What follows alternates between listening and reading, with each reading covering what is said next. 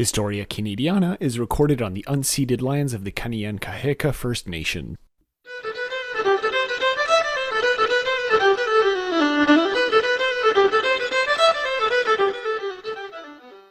Hello, everyone, and welcome to Historia Canadiana.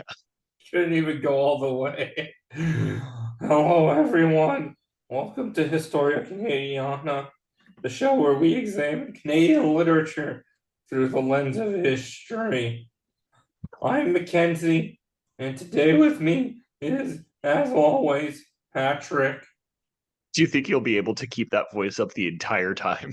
Oh, fuck no. I'd kill my voice before I have to go teach kids. Um, Thank you for that lovely intro and actually making it through the gag. So today we're going to wrap up our, I guess, unofficial trilogy on World War One. And yeah, with a book that is highly critical of World War One, and not just the war in itself, but the way that even by the time this book was published in the 70s, people were talking about Canada's involvement in the war, right? And the overt idealism that surrounded World War One in Canada by that time. I mean, through poetry like in Flanders Field. yes. The one mentioned in Flanders Fields we'll get. Just to satisfy you, I'll read it at the very end of the episode. Okay, if you say so. Obviously, before we get into the episode, we obviously like to thank our Patreon supporters. You keep the show going, and it helps boost the show in big bad ways. So thank you very much. If you want to fuel our reunion dinners every year. Our yearly dinner is fueled by you, Patreon. And just encourage us to keep producing content, no matter what it is, whether we are criticized for it or not. Thank you. Everyone listens to podcasts now. You know what's up. Support the podcast. Everyone listens to or podcasts. Don't. Everybody has a podcast. Oh, I thought we were the only one ever. Yeah. what a wild thing for the only podcast to be about Canadian literature and history. It's just the biggest flex. Oh God. So the wars. Just to the wars. So the plan for today is to talk a little bit about Canada's involvement outside of its own borders, right? What it was doing, because we talked about the prime minister, so the political level. We talked about how a lot of people perceived it within Canada. And now we're going to extend a little bit outside of that. Talk about some of the major battles that happened, and of course, Findley's and perhaps a little bit of other people's responses to World War One, because it has shifted over time, right? I don't know how you would qualify our current perception of World War One, but yeah, it's certainly fair to say I think that it's been a rocky road, right? I don't World know. War One is wild to me because it belongs more in like our modern understanding of war as a hellscape, but it also comes before the last war that we saw as like virtuous, World War Two. Yes. So it really is just like this weird, like it's a precursor of what we're gonna see with things like the Korean War, the Vietnam War, but it's also just its own weird little pocket. I call it weird little pocket when it caused the deaths of millions and millions of people, but still I think the point stands. Like it just is. I feel like World War II also has that virtuousness to it. Do you feel like is it because No, that's what I'm saying. World War II is the last one to have virtuous. World War One is the first one that doesn't have virtue to it. World War One is like one of the first times we really get people looking at at a war and going, none of this makes sense, blah blah blah. Do you feel like a big part of why World War One is looked at a bit more critically by people today is because we have a better understanding of history, generally speaking, and because we more clearly see how World War One led to World War Two, which is an even greater atrocity. Like by its end, like if it had ended with World War One and the defeat of the Germans, then do you think people would have had a bit more sympathy for what it is? I don't know. I don't know if that question makes sense. No, I get what you're trying to say. I guess sort of why World War One. And I think it's just because it's the war with the most glaringly like mistakes or stupid moments that you can see. Yeah, that's Like fair. and then the build up to it, the way this all started with the political choices and alliances and movements, and then like in the war itself, the issues that people, because they had all this new technology that they didn't know how to use or they didn't know how to best implement at the time, and then Didn't moving care. towards after the war, where there was the like people got that brand new idea of reparation payments, which had never been heard before, and it broke the economy. For everyone And so I except the think, U.S. yeah. And then the US just got flappers. Yeah, exactly. But no, and I think like there's just so many ways that you can point to World War One and be like, guys, what were we thinking? Yeah. Because World War Two like definitely has some issues for sure, don't get me wrong, and it leads to some very like dangerous outcomes like with the Cold War, the bomb and everything else. Sure. But it gets to be okay because in retrospect we now know that we were crushing a authoritarian dictatorship that was committing mass genocide. So Yeah, it gets exactly. passed. There's a clear evil. It's it makes it make sense. Yeah, whereas there is no clear evil in World War One, and there is literally no reason for the common people to be fighting in World War One, except for the fact that it's because their masters told them to. No, exactly. It's like the peak imperialism at that point. Like imperialism has reached its highlight. It collapses or starts to collapse with the end of World War One, right? Yeah. As the powers themselves start to fight against each other. And yeah, you can obviously that keeps going, right? There's legacies of those types of imperialisms, but it just keeps going. All right, that's I think a good way of thinking about it, and specifically when we're talking about Canada's involvement abroad, there's like three major battles that that he that sorry, can you just give me a sec?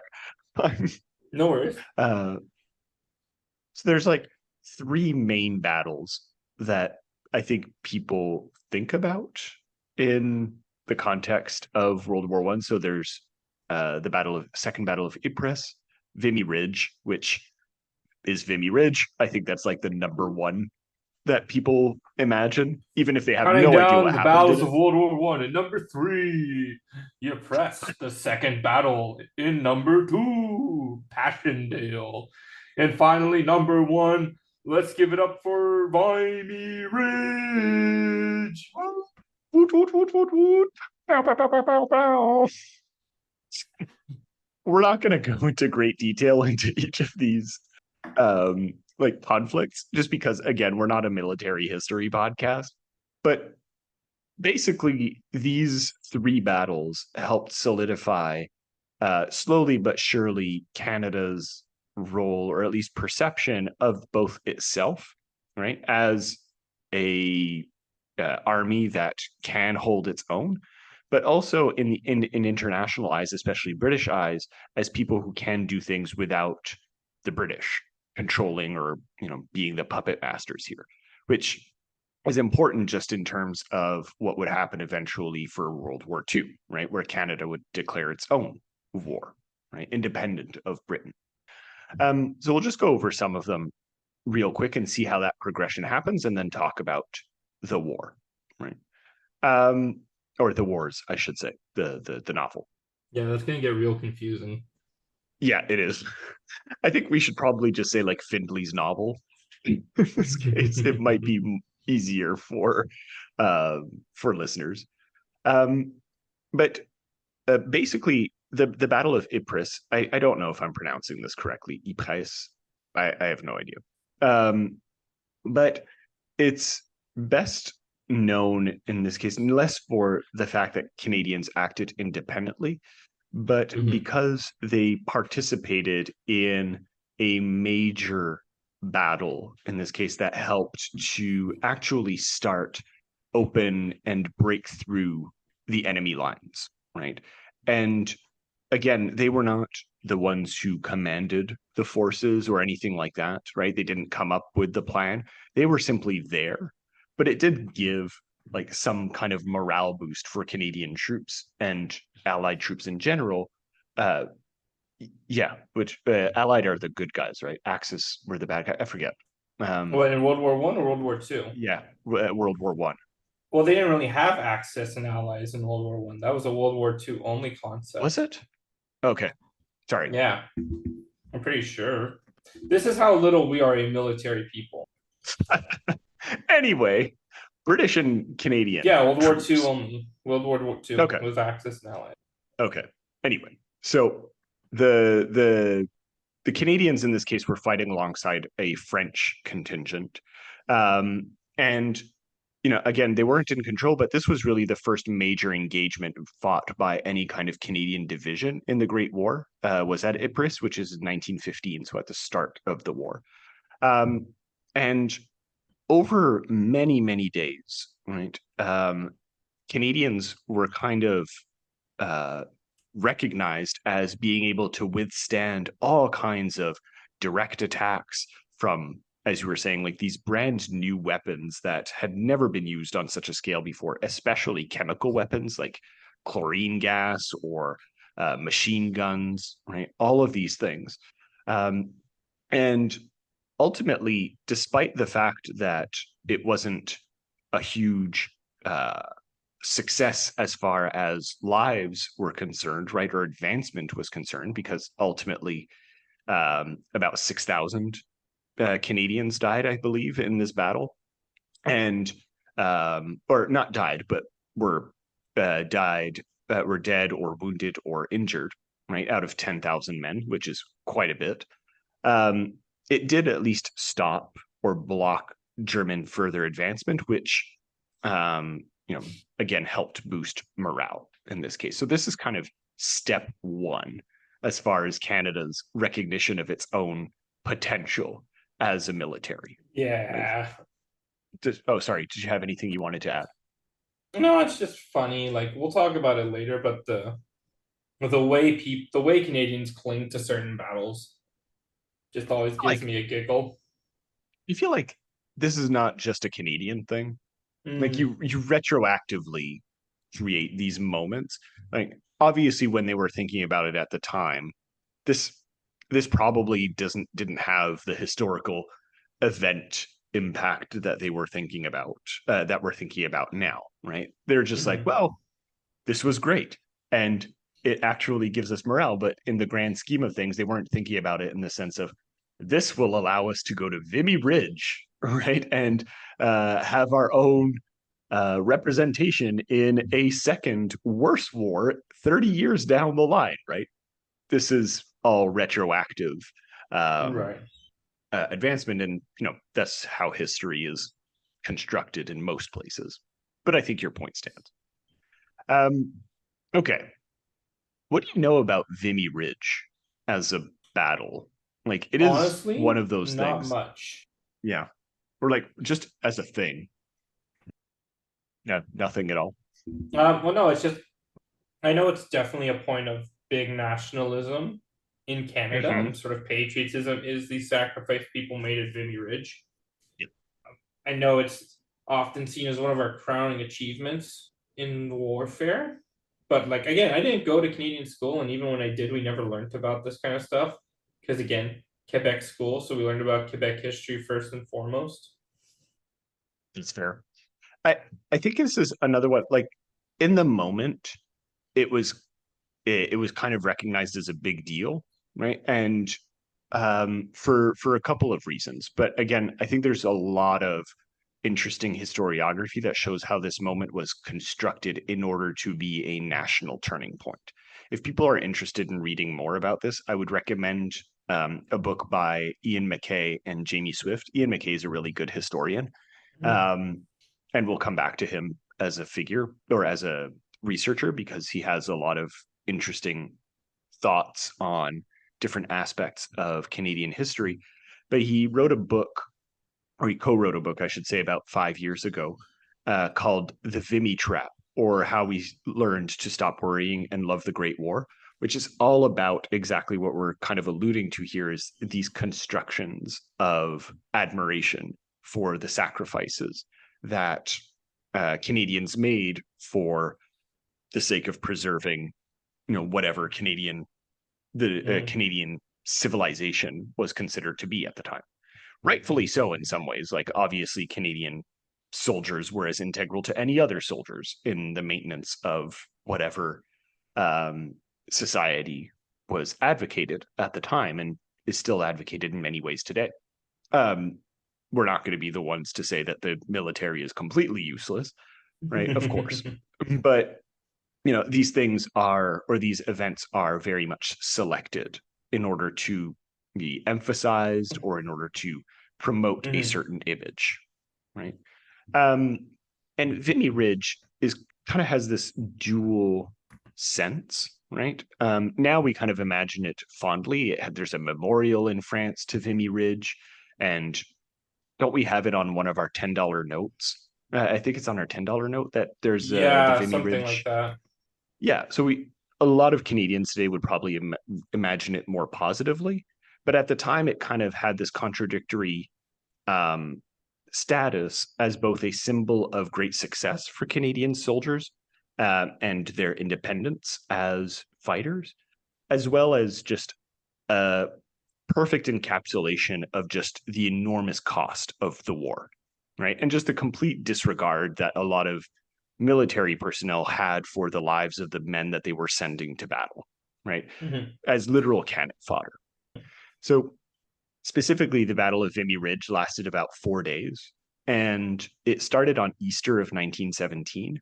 And by the end of those 4 days, there were over 10,000 Canadians who were dead and wounded, right?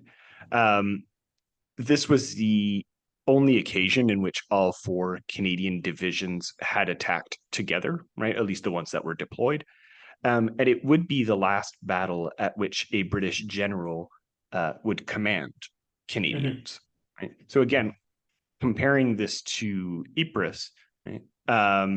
This is kind of a bit of a step up, right? Operating a little bit more cohesively, realizing that there's something interesting about Canadian soldiers coming together in order to represent Canadian strength, right?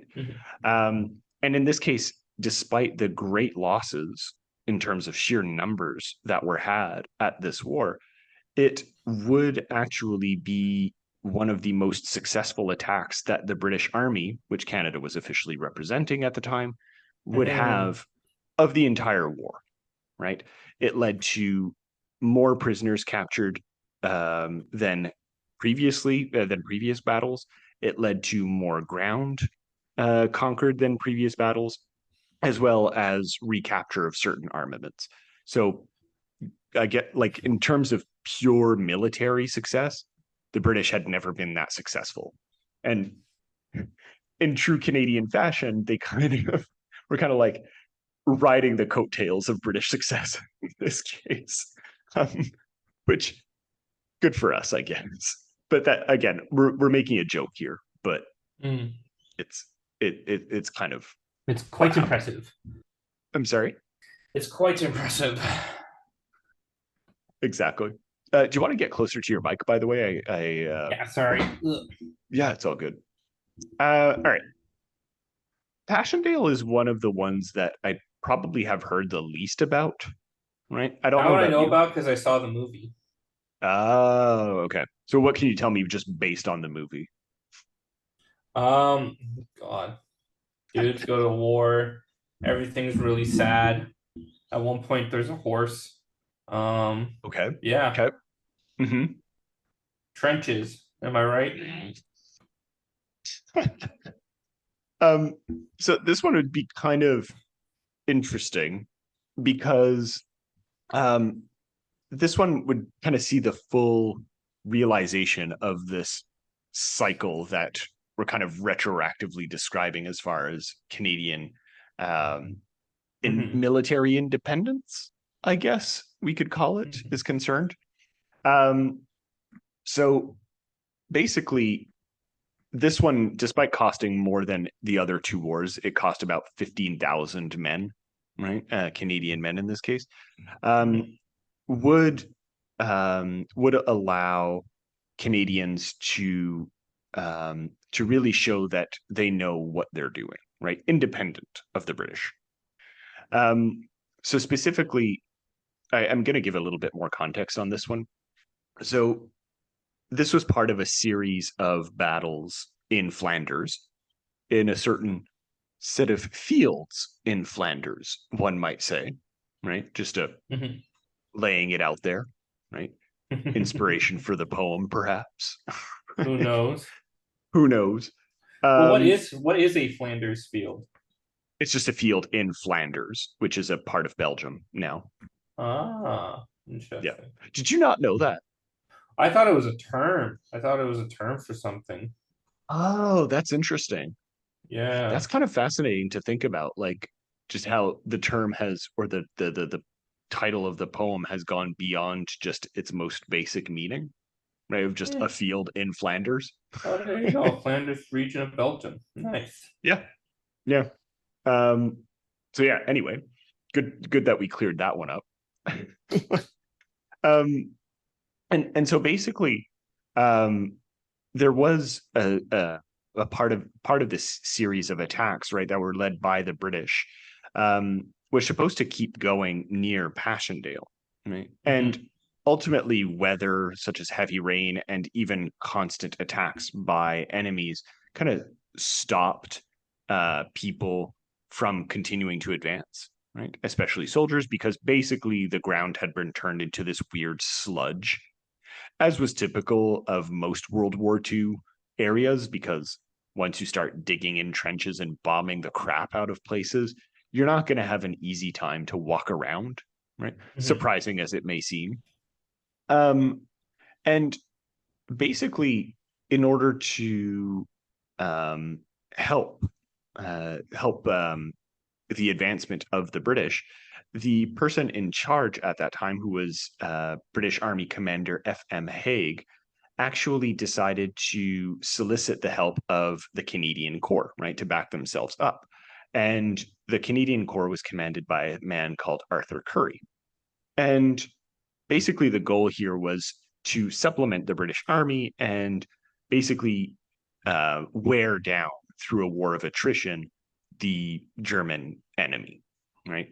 Basically, again, pure cannon fodder, right? Just throw men at them until someone's worn down. Yes. Terrible way of thinking about it. Well, especially because at this point they had machine guns, and it was literally just like tap, tap, tap, tap, one man mowing down hundreds. Yeah. You can't really wear that down. All you need is more bullets. Yes, exactly. And kudos to Arthur Currie in this case. He went up to Haig and he's like, okay, but your plan is bullshit. Like, it's kind of interesting, and that's why I want to talk about this, is because Currie was like, no, all you're going to be doing is wasting men here, and you don't want that in a war.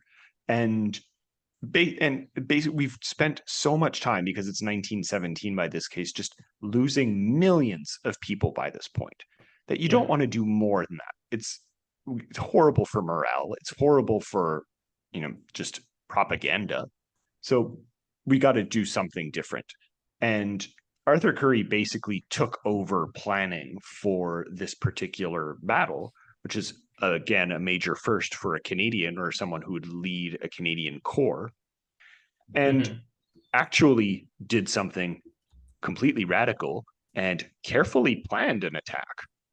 Wild. Crazy, man. What an absolute mad lad. What a genius, man. And basically, I'm not going to describe it because, again, we're not a military history podcast, but basically the whole point was to supplement soldiers with mass artillery and advance through creeping barrages, right? So like basically fire as you're advancing, settle into a place, fire as you're advancing with the support of infantry and so on. And despite major losses, it was a success, right? And they managed to win all of their objectives in a 3-phase assault that lasted about 2 weeks, which is an incredible amount of time to spend in muddy conditions and terrible rain, and of course, facing every horrible weapon imaginable at the time. So I guess it's a win that they only lost 15,000 men in 2 weeks. Yeah, But hashtag winning. I don't know. Maybe I'm just being facetious here, but it was considered a win at the time. And basically, again, we'll come back to this when we talk about World War II more properly, and even a little bit before that during the interwar period. But what Passchendaele kind of allowed the Canadians to do is justify their place as something other than British, right? And it would confirm the reputation that the Canadian Corps had slowly been garnering at this point since 1915, that it was one of the finest fighting formations in the Western Front. Yeah. Right. Which, that's an undeniable, that's not something that has since been retroactively seen. That's just kind of something that was already happening at this time, where people were very much seeing the efforts the Canadians were putting in. So cool. I don't know. I just wanted to go over that little history quickly. I don't know if you had anything to add on that before we actually talked about the novel, but no, I think no. Yeah, no, those are key things that I think we need to talk about anyway. Yeah. So it's, how am I gonna say this? It is fascinating to look at because of how much people will point to that part of Canada or those battles sort of as and I guess they were turning points in how Canada sort of views itself and how Canada is viewed independently within its military. Right. Because it was only after these successes in World War I that we passed the Windsor Act, it was called. Well, Westminster. Westminster. Treaty of Westminster. That's it. Yeah. Yeah. Yeah. That basically said, okay, yeah, you guys can look after yourselves now. Yeah, kind of, or at least it was a first step towards that. That was in 31, so that's exactly. We'll have a whole episode on the Westminster Treaty, but yeah, very much informed by World War One. Awesome. So let's transition here into the real stuff that we both know and love, the literature. Yay! Yay! So this novel is written by Timothy Findley, The Wars, right? Is certainly his, I think, what if not one of, then certainly the most successful novel that he's written. I think as far as both international reputation and national interest, I think The Wars is by far his most acclaimed and studied novel. But have you ever actually read anything by Timothy Findley, or do you know of him before reading this for today? And I've read a little bit of him because, again, I took many Canadian literature classes in my undergrad, so his name invariably popped up. The big one I read was his short story, The Duel, I think it was. Oh, yeah, that's a good one. Yeah. So that was strong. I can't remember if I read any of his other books, though. Yeah. The only other one that I've read of his, or at least full novel, because I've also read short stories like yourself, his collection Stones is really good. But the only other novel that I've read of his so far is Famous Last Words, right? Which is excellent and follows a similar trajectory as The Wars, but it's focused around Ezra Pound, the poet, or at least aspects of Ezra Pound's life and perceptions of World War II. He doesn't take the Canadian perspective like he does in The Wars, but for those of you who don't know, right, Ezra Pound was a fascist. And Findley kind of utilizes this history of both his importance as a poet and literary figure and tries to understand discursive formations of fascism through kind of this figure that was Ezra Pound and how it impacts other people at this time. Very interesting novel. Steeped in literary history, so maybe not for everyone, but I think it's a really good novel. But yeah, I think Findley is one of those people that really deserves his place in Oh, for sure. He's the very a Canadian canon. strong writer. Yeah, I Oh remember yeah, reading his work and being sort of blown away by the strength of his ability. yeah, yeah. How would you describe his writing? Like his writing style? Oh, it's been such a long time. It was, I know a bit of his history, so this is sort of me cheating a little bit, but there was Mhm. something almost, it was very rhythmic, almost. Yeah, Like yeah. you could tell there was something very just sort of in the rhythm of it. There was a flow that he knew, like he knew how certain events had to be placed and portrayed to give the strongest impact. I think so. But Like he had a I very he think had really good pacing. yeah, I think part of that also comes from the fact that his kind of writing style is very sparse. I don't know if that makes sense. Like he doesn't waste words, right? Even in his novels, they're never particularly long, but like you say, there's a flow to them and a rhythm to Mm-hmm. them that I think works together in a really interesting way. Um, so yeah, I think that's a very excellent point. Just a little bit on him as a writer for people who might be interested. He actually didn't start off interested in writing. He wanted to be an actor and a dancer at first, but he had huge health problems. I think it was a fused disc at the start of his career, which put basically his dancing abilities on ice. But it didn't stop him from being an actor. And this kind of interest in the performative arts, right, is something that he described as something, or at least his way of formulating what he calls the perfect gesture, right, in art, which I think is a very interesting term to think about, right? How to articulate a gesture, both as an actor and eventually what he would become as a writer, right? Especially the perfect gesture. I don't know if you have any thoughts on Mm-hmm. that, but I think that's an interesting way of framing it. Um, and for many years, he would actually pursue a career in theater, and he participated in Ontario's Stratford Festival in its very first season in the 1950s. So Shakespearean Yeah. Dance, interests theater. there. He's got a very strong background, which is honestly, I think, really important for people of any of the arts. Is you have to have a good foundation and a bit of everything. Yeah, which Like you I don't need to think, be a great painter to be a great writer, but you should at least know how imagery influences. yes, exactly. And I think that translates into his writing because he's written so many different types of things, right? Novels of different genres, short stories. I think he's written movies as well, if I'm not mistaken.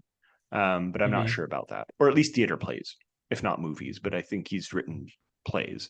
Um, but there is actually, if people are interested in a bit of like film history, there's a National Film Board profile on him that came out in the early 90s called Timothy Findley, Anatomy of a Writer. And there's a really cool sequence in which he's practicing lines or Shakespearean lines alongside Alec Guinness, who people might know as Obi-Wan Kenobi from the original Star Wars movies. so, Obi-Wan Kenobi. Hello there. so there you go. Um, he wouldn't That's have a been name I Obi-Wan at have that not time. heard in a long time. He wouldn't have obviously been known as Obi-Wan at this time, but because I think this would have been in the 60s, if I remember correctly. But yeah, very cool film connection right there. Mhm. But it didn't take long for Findley to actually transition fully into the writing of fiction, right? He still would be influenced by the world of theater. He wrote, oh, well, I answered my own question, my notes. He did write scripts for CBC, for like the CBC radio and television. And he would sometimes collaborate with his partner, William Whitehead, romantic partner, by the way, I should specify, not just writing partner, but romantic partner. Um, and he would really make his name as a novelist more than anything else. At least I think today he's more remembered as a novelist. You may disagree with that, but I don't know. That's the perception I have of him, is more as a novelist No, than I feel that. anything. Yeah. And what's kind of good about Findley's work, I feel, is that he never kind of shies away from making his work political, right? In not necessarily an overt way, but just in the way that he approaches and thinks about the topics and even the writing form and styles that he's thinking about. It's always, infused with some kind of politics that makes you consider the world around you. Like we gave the example of Famous Last Words, which is concerned with fascism in many ways, but just the ideas that we'll talk about with the wars, right? He plays with the form itself as a way of criticizing the way that we construct ideas of World War One, right? Which is a political move, I think. He addresses the idea of deviance, right? In order to talk about homosexuality, right? And how for a long time it was considered a deviance, unfortunately, which for him as a gay writer would have been very important to address. So despite not being necessarily overt in his works, the political always kind of finds a way into his work, which I think is worth noting. And it's not often that I think writers manage to do that in an interesting and non-obvious way, right? I don't know. I feel like a lot of writers who try to do the political just end up falling flat and they all fall like they don't go far enough, or they go too far. Like it's a very tight line to walk if you're trying to do politics. Yeah. Like in any medium. It's like take for example film today, any modern film that tries to be political, like if it's a big film, you have to remember they're backed up by a corporation. Exactly. So oh no, this anti-capitalist movie funded by Disney. and then that's why the anti-capitalist movie always makes it clear that the problem is with individual people, not the system. There you go. Yep. Which is not, again, it's not necessarily wrong. There are problems with individuals, but not if we always. never examine the system critically, the system will continue to stay as is. There you go. That's actually a really good transition, I feel, into the wars and like the idea of looking at things systematically and how that affects the individual. So the wars ultimately came out in 1977 and would be Timothy Findley's third novel. And it really skyrocketed it to fame, right? It was translated almost immediately into French, German, Spanish, Norwegian. Who translates novels into Norwegian? What are you doing? Right? Incredible. And it would actually go on to win the Governor General's Award and was the basis of a pretty okay film. I saw the film adaptation. It was fine. It doesn't hit as much as the novel, right? And basically is, I think, the novel that is the most taught in CanLit classes out of all of Findley's works. I actually considered putting it in my syllabus for the CanLit class I'm going to be teaching in the winter. I'm like, do I do this? Do I talk about World War One with the wars? But then I decided it would be a bit cliche. Oh God, okay. Bother! Something's cliche. Oh no! What a terrible thing to do. I'm still not sure. I might do it. Anyway, Mac, I've spoken enough.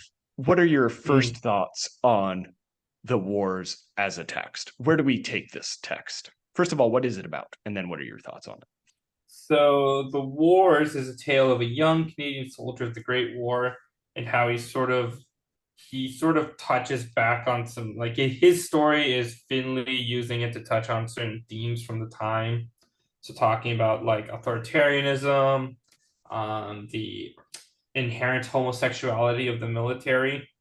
Yep. Things like that, sort of talking about like masculinity, so in using this story of the kid, or the not the kid, but the soldier, the young soldier.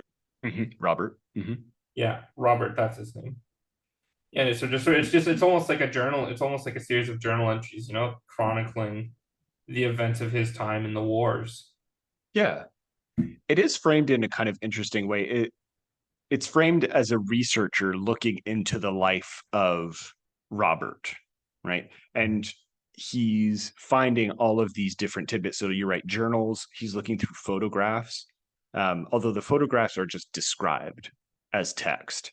They never actually show you photographs. It's only the researcher's description of those photographs, which I think is worth noting.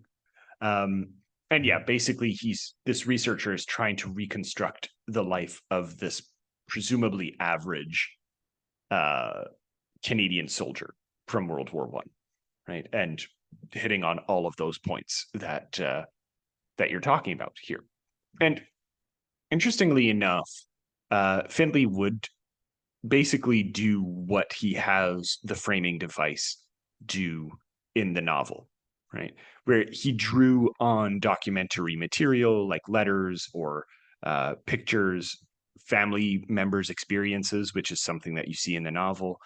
And so basically, he's the researcher of the novel. He just basically framed his own research experience into World War One into a critically thought-provoking novel. And I think he succeeds really well in this. I don't know about you, but I really enjoy this novel. I don't know what your thoughts are on it. Like, you're muted, by the way. I liked it. I enjoyed the style of it. As you know, these types of novels are not usually my thing, but Finley has an interesting way that he writes. What isn't your thing about these types of novels? I'm just not a fan in general of these sort of pseudo fiction titles or pseudo non-fiction titles, these ones that are like deconstructive type of thing. Yeah. Well, also like you were going to invent a character based talk about a real life event in serious detail, Right. Just not my cup of tea usually. That's all. How would you have approached this novel instead? Like, how would you have preferred him to approach the novel in this particular light? Like, would you have appreciated I'm not saying I'm not saying it's the wrong approach at all. It's just not like my enjoyment. I still think it's a fine novel, and I still think it's important and great. All those things. It's just not something that piques my interest when I see it. Right. I see what you mean. And it's kind of interesting to think about because people don't really realize this, but when this novel came out, it kind of lit a fire up people's butts in terms of Canadian literature in general and World War One perceptions, more precisely. Right. Why would you think that? Like, what about this novel do you think people reacted to? No, just probably the reality of it all and the harsh truth of it. I mean, you read the book and there are large sections that will not be active. They won't be action war pieces. They'll be the very quiet moments that you just sort of have to live through, as it were. Yeah. So that's definitely one of it. I wouldn't necessarily call it realism, right? I don't think it falls into the category of literary realism. I mean, we've talked about this before, what literary realism is. The distinction. Yeah, exactly. There's a difference between something realistic, right, and realism as a style, right? And I would qualify, or at least other people have qualified this, and I tend to agree, this novel as ironic, right, in many ways. And I don't know if you agree with this, but I'll give a little bit of context, and then you can give your thoughts on on whether or not you agree. But when as far as World War One literature goes, you kind of went through cycles where it started off as idealistic, right? That's where you get In Flanders Field, right? Very much in that mode of idealism of being less critical of it and more trying to capture an emotion, right? Right. For sure. Whereas then a little bit after the war, in like the 1920s and 30s, and even at the start of the 40s a little bit, you get more of a realistic perspective, right? Realism, baby. Yeah, like actual realism, which we talked about it before, but like is more qualified as imitating reality, right? I don't know if you agree with that kind of way of defining realism as a Hmm. movement, right? It's not actually something that's trying to be a copy paste of reality, but more a vibe of reality, right? And you see this, for example, in what's that novel? There was a novel in the 1930s that came out. You see it in All Quiet on the Western Front, but that's not a Canadian war novel. Um, oh damn, Oh, I'm what was blanking. that one? At the end of the world or something? Can't remember. Oh, maybe it had something sparrows in it. I'm Okay. really blanking on it. Um, anyway, doesn't matter. Right. Um, hold on. Now I'm not going to be able to think about anything else. God's Sparrows. That's Oh, it. there you God's go. Sparrows, which came out in 1937. It was a Philip Child novel. Hmm. Um, and similarly to like Barometer Rising, it would kind of play with questions of national identity and nationalism, but was firmly in that realism category. Hmm. And Findley comes along in the 70s, and I would argue he's firmly in the ironic mode, not necessarily because he doesn't have realistic elements to it, but because he's paying closer attention to the way that that realism is constructed, right? And pointing closer attention to the contradictions of that story and why it's interesting to explore those contradictions, Right. right? I don't know if that makes sense to you. No, I follow you. Good. Um, yeah, some people have kind of qualified this as postmodern because of its playing with the actual notions of storytelling. Um, and I can kind of see that. Mhm. By the 70s, you're kind of very firmly into the postmodern like era Yeah. of God literature. is dead. Oh yeah, there is no god in this novel. I'm sorry. As much as any of the characters would maybe want there to be a god in some way, shape, or form, there is no god left here. Um, okay, so what kind of aspects do you want to talk about in this novel first? So you mentioned masculinity. You mentioned we've mentioned reality, um, trauma. What do you want to talk about? Horsies. I'm sorry. Horses. Horsies. Okay, I mean, if you're Ken, you know that horses are one of the lead symbols of masculinity. fantastic. Yes. Why? Say more about why horses in particular and why they're important to this particular novel. I mean, well, it's actually really fascinating because World War One was really the final nail in the coffin of using horses in warfare. Yes. With the advent of guns getting better, and because before horses still had a niche simply because guns were so god awful at firing that you could still use horses for charging. But at this Horses point, and swords. rifling and other techniques had improved to the point that horses were no longer viable, which was a major shift in battlefield tactics. Cavalry was no longer a thing. Instead, you had armored divisions of tanks and the like.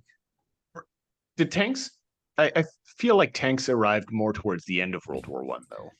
They had very crude versions. Even by the end of World War One, the tanks were still extremely crude, Right. and Okay. they were not very like they tank warfare as we know it only really started to pick up in World War Two. That's fair. Yeah.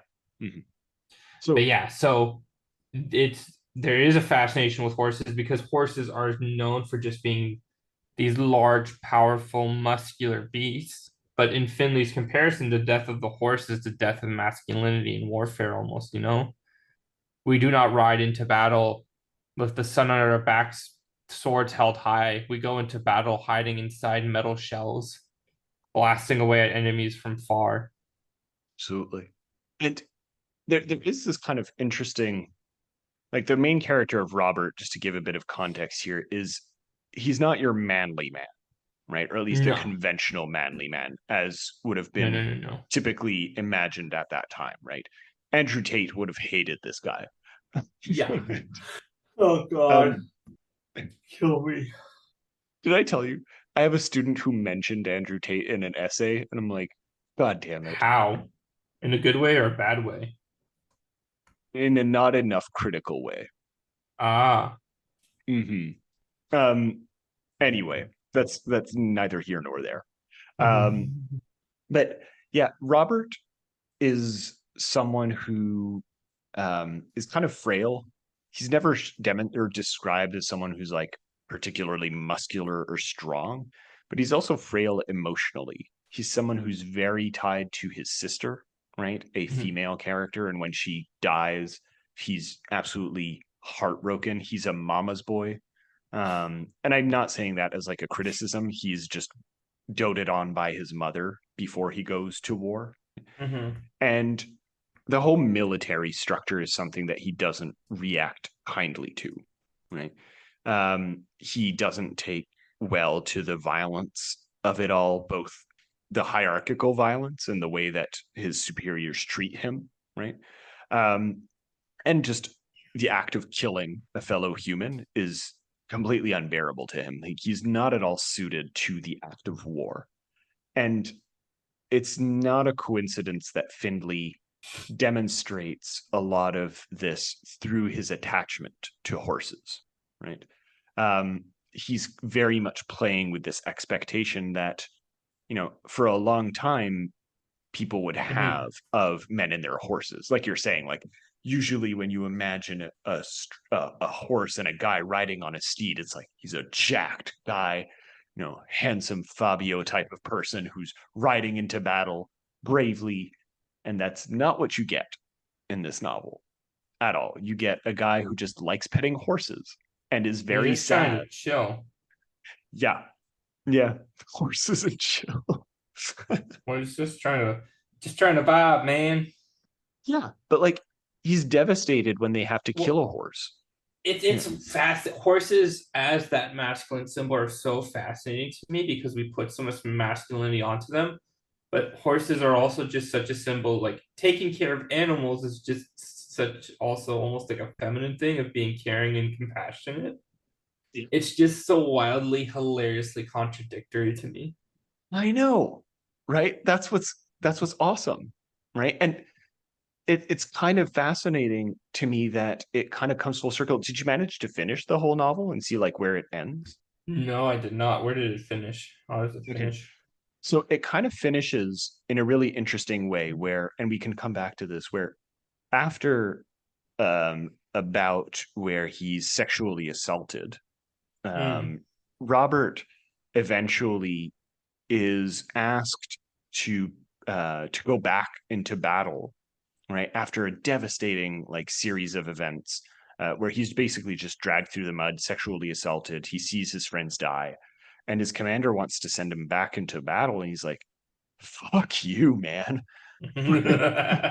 Just, and it's in this final moment of the novel that you don't actually get what happens, and that's part of the documentary's perspective, right? That Findley is trying to adopt, Mhm. where there's certain missing informations, or pieces of information, I should say.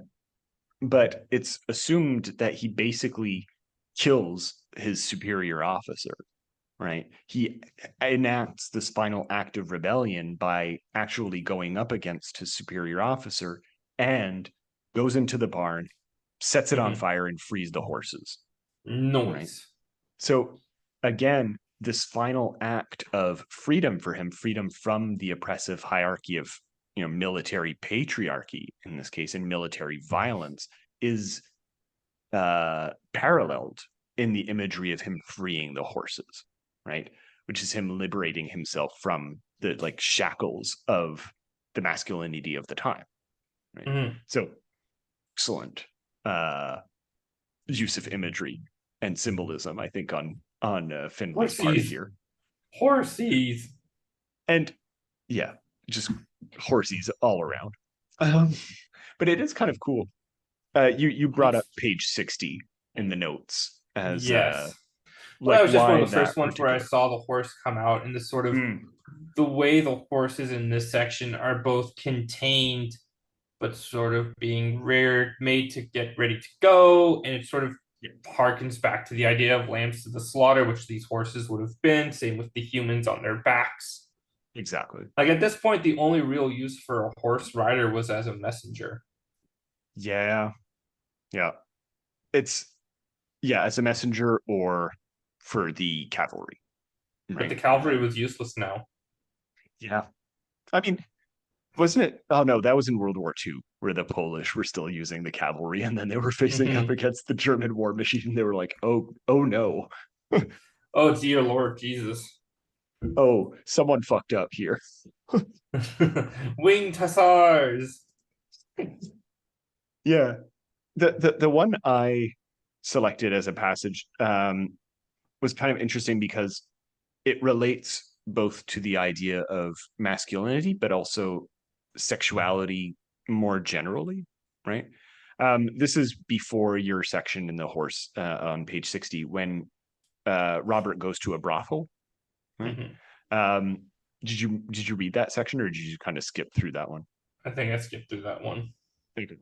Really Do it, fascinating read it. section. So just a bit of context here, and then we'll probably gravitate around this brothel scene for a bit. So, in true manly fashion, Robert and a couple of guys head out to the local brothel before being sent overseas, right? To get a good old shagging before heading out to war, right? Right. Robert heads into a room with a woman. Things ensue. We'll come back to that because it's also an interesting scene.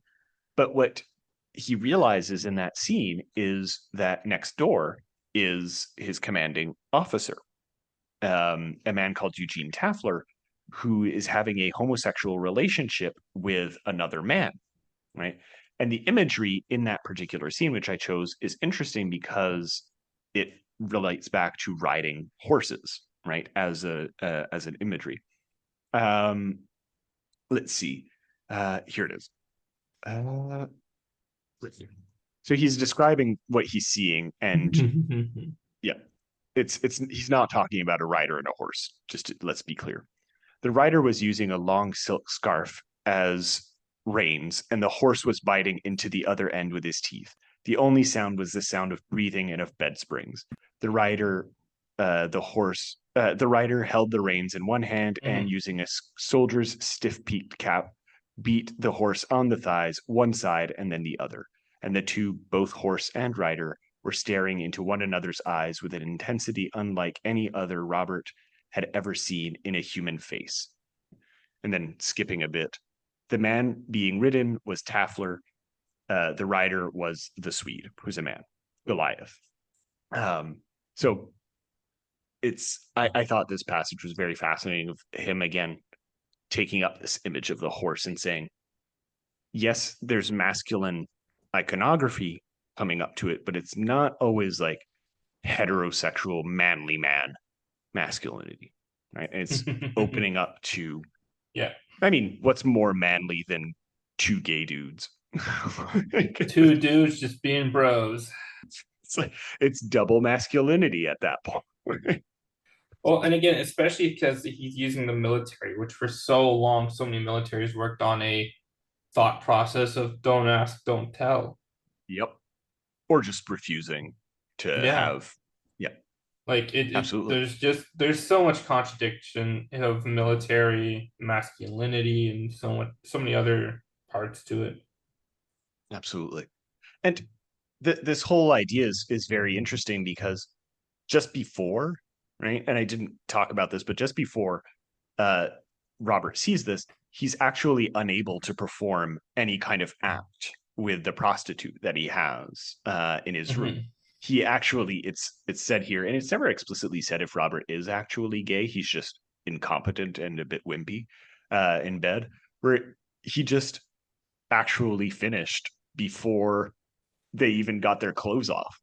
Right? He's just never been with a woman in this case and just finished off. So she's like, oh, okay, guess we'll just have a conversation and chill in this bed for the next 20 minutes while we clean up. And it's I'm laughing and I'm making fun of it, but it's kind of interesting parallel or to put these two scenes together, right? One in which Robert is unable to perform his supposed duties as a man, right, of being with a woman, while next door, his officer Taffler is able to perform, but only with another man in this case. So again, these elements of how masculinity and sexuality is expressed is chock full in this book. Yeah, I don't know. No, Does that I get did you. you have anything you wanted to add about like either sexuality or horses or both together? No, horses. No, I think you're covering it, covering all the All right, bases for it at this point. nice. I just want to make one final point. Like, I don't have to necessarily read out the passage, but the point of Robert's sexual assault, or his act of being assaulted, is also kind of fits in with this, and I think segues into the idea of trauma and the realistic elements of the novel, because it's the way I read it, and you can maybe tell me what you think about it, but the way I read it, it was a way for soldiers to kind of, or at least these soldiers who do rape Robert, to kind of express their violence and express their rage in ways that they could not in society at this point. Right?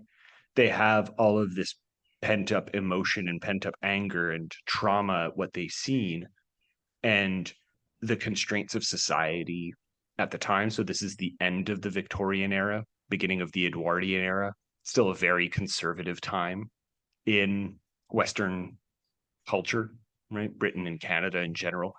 And the way I read it, despite the horrible atrocity of the scene, right, is that there's only one way in which these people can kind of express what they've seen, and that's to continue violence in this way, and seeing this vulnerable person that is Robert and just conquering him in overtly sexual ways.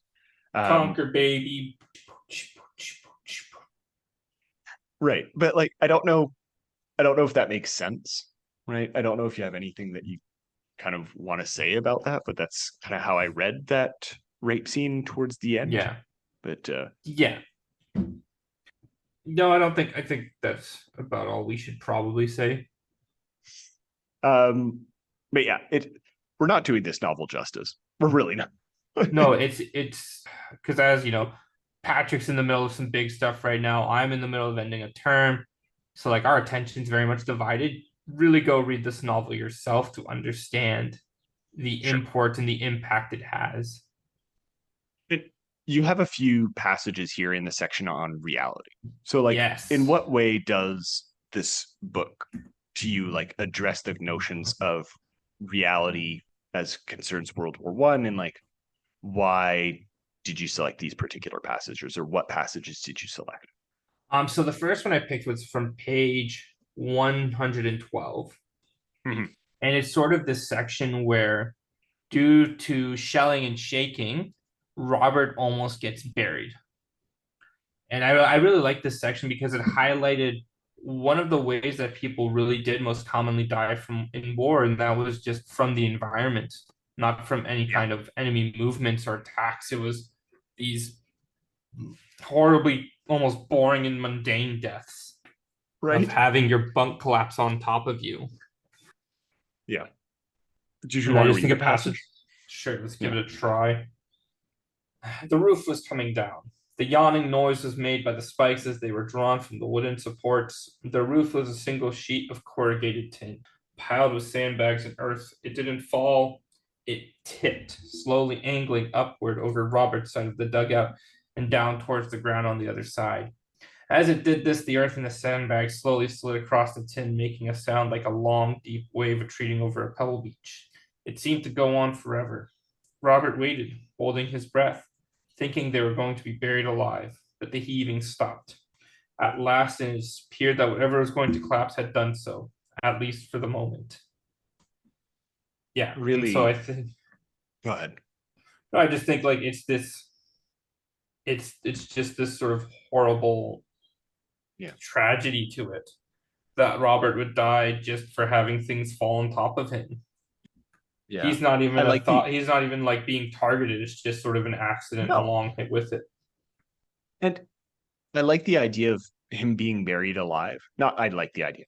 I like the inclusion of that particular expression of being buried alive, of the military at this time just treating, again, people like human fodder, in this case, where they could just, they're dead men walking, right? They don't even know it, but, they could lose their lives at any single point, like you say, but also there is no regard for their life. Even if he did die in this particular moment, he would basically be a statistic, right? Or the equivalent of it, which makes it all the more terrifying, right? And all the more sad to think about this particular death, because it's so mundane, right? And the mundane is the fact, it is the trauma there, right? Or the terrible thing. I have a passage here that relates to what you were saying. This is a few pages before, where what was the context here? Yeah, it was a different soldier talking about his particular experience, and he says here, I still maintain that an ordinary human being has a right to be horrified by a mangled body seen on an afternoon walk.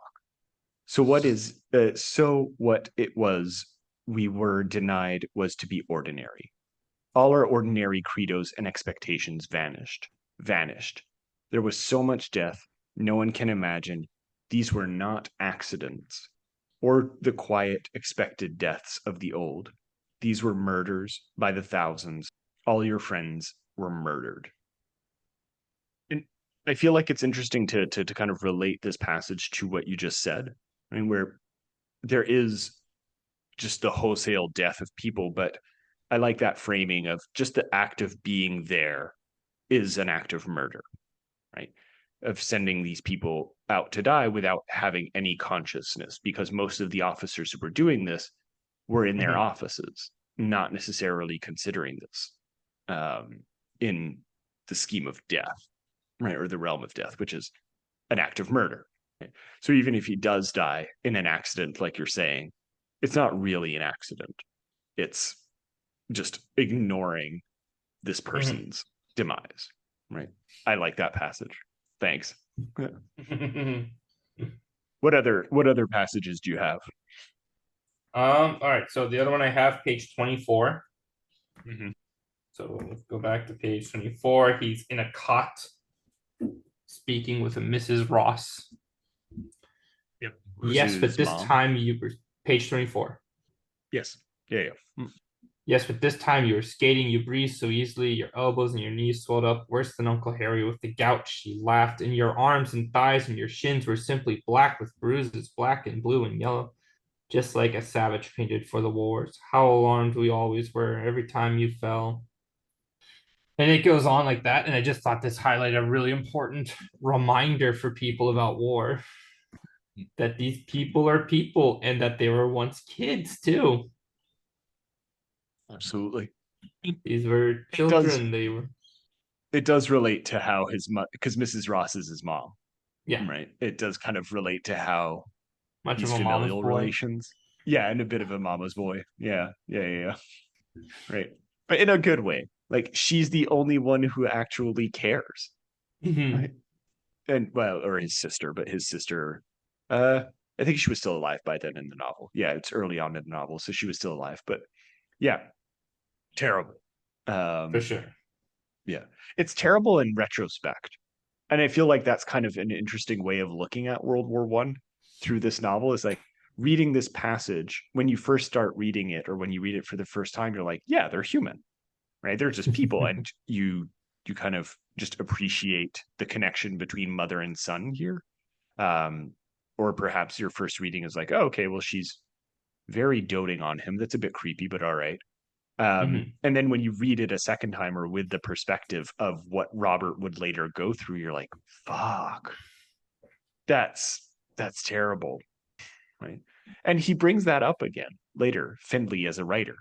This is on 164, where he says, Someone once said to Clive, "Do you think we will ever be forgiven for what we've done?"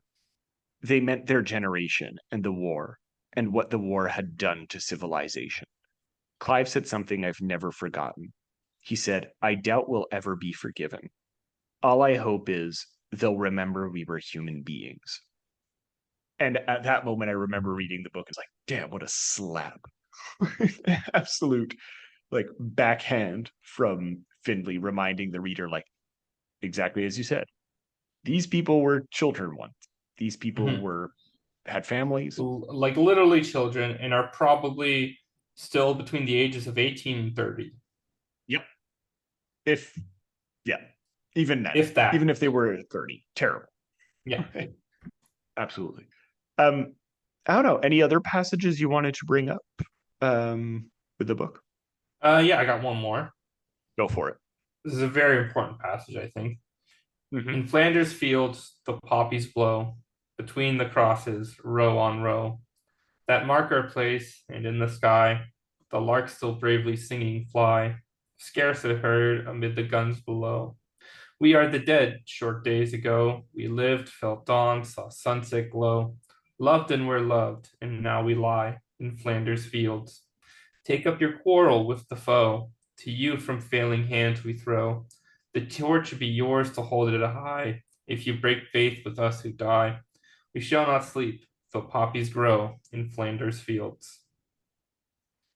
That poem was in Flanders Fields by John McKay. Thank you.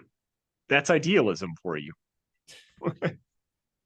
You're talking like it's idealism. It's literally just trying to like talk about the dead. Yeah, exactly. But it's the realism part would be like, I see the dead. They're ghosts or whatever on that are haunting my by my bedside or something like that. Right. Anyway. That was me forcing in Flanders Fields for those who don't know, because Patrick doesn't like that poem for some reason. I don't dislike the poem. I just think we've gone past it and that we overuse it. Anyway, I just wanted to bring up a last point. I thought it was because we were talking about Barometer Rising in the context of it being written in 1941, right? And so, World War II was starting, and it probably influenced how or why McLennan had written Barometer Rising about World War I, right? And I thought it was interesting, and I don't know if you had thoughts about this, but I have no idea if this is true or not, but it is kind of interesting to consider maybe this novel, which was published in 1977, within the context of the ongoing or just barely finished Vietnam War, right? Which, for people who might not be aware, brought like unparalleled amounts of attention to the horrors of war, at least in the American context, than had ever been seen before, right? This was the first time that a war was so televised, right? And that so many people were aware of what was actually happening that was not through necessarily propaganda, right? Yeah. They could see on the news the Vietnamese villages burning. Right? Vietnam War was very much the war of journalism. Yeah, exactly. And I wonder if journalism World War II was a lot of, now go help the boys out and buy your war bonds. Little Sally Sue is doing her part too. It's Captain America. Like that's that's the journalism of World War II. Right. Oh, for sure. Right? Like that's I'm saying it as a joke, but that's literally kind of what it looked like. It was, whereas the Vietnam War kind of brought people crashing down onto the realities of like what it means to actually face death. And I wonder if, I don't know. Do you feel like Findley was kind of channeling that through this, or channeling this type of assessment of the war that had never been really seen at this particular moment? I know he kind of uses documentary evidence and all of that to make this particular novel, but I feel like it's a little bit too much of a temporal coincidence to ignore. Like, I feel like the Vietnam War would have had to influence the way that he saw this. But I don't know. Maybe I'm just creating too many connections here. No, I think it's definitely the problem with doing a novel like The Wars. It's just there's so much we could be hitting on and talking about. Yeah. Yeah. And World War For sure. One is such a large topic as well. So even like the little brief build up we did, talking about the novel, talking about Finley, it's like we could have done this as a It's a lot. whole 6-episode miniseries. For sure. For sure. And like people should read this novel. It's available on archive.org in like so many versions if they want to You check it can out. rent it and read it in your own time. Oh yeah, like I encourage it. Even watch the movie. It's not a technically bad movie. It's just not as good as the novel, and it's available for free on YouTube. Um, and yeah, like genuinely go out and like seek this novel. It's brilliant, right? I really like it. I know you're not a fan, but yeah. Mac, next episode, we're not going to talk about something much more fun as a topic. Oh gosh, We're darn talking it. about the Spanish flu. Yay. Let's get ready to tie it into COVID. Oh God. I can't wait. I don't know why I decided to like it was an important moment and there's a play written about it, so you'll be able to like use your theater chops on this one. Oh God. uh but hey, after that we'll be able to talk about how industrial workers were screwed over. So that Let's was go. fun. Roaring 20s, baby. Yeah, like we're getting in some interesting territory here. Anyway, Mac, do you want to take us away? Just All right. peter out this episode. So, thanks for listening, everyone. You can reach out with any questions, comments, or concerns on Facebook page or by email. You can support the show through PayPal, as a pay what you feel the show is worth, and through affiliate links in the recommended reading page. You can find perks like extra and ad-free episodes on Patreon. But as always, this is optional and the show will remain free and independent, baby. Finally, Hell if you do yeah. want to help out, feel free to leave a review on iTunes, share with some friends. Word of mouth is always appreciated.